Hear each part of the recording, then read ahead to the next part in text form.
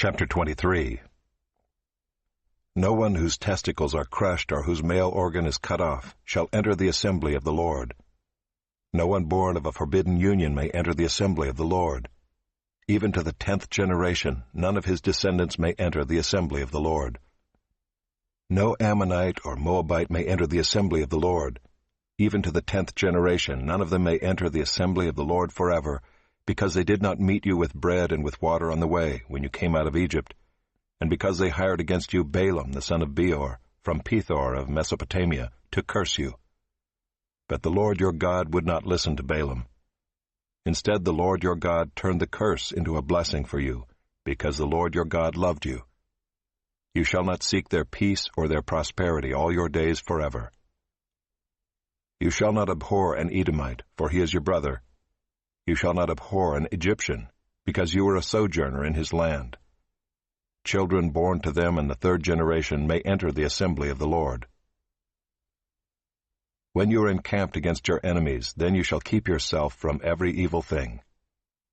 If any man among you becomes unclean because of a nocturnal emission, then he shall go outside the camp.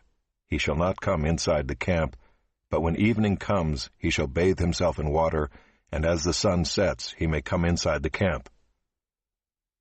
You shall have a place outside the camp, and you shall go out to it.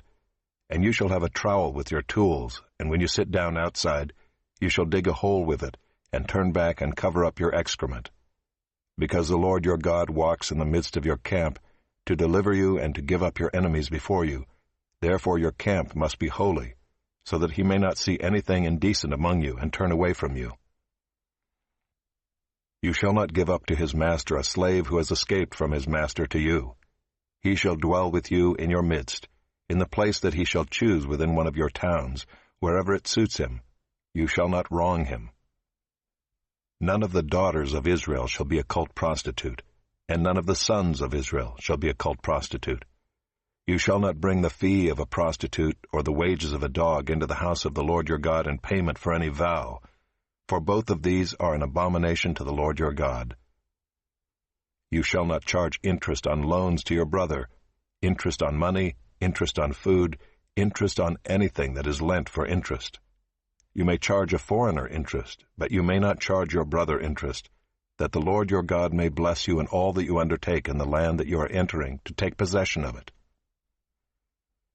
If you make a vow to the Lord your God, you shall not delay fulfilling it, for the Lord your God will surely require it of you, and you will be guilty of sin.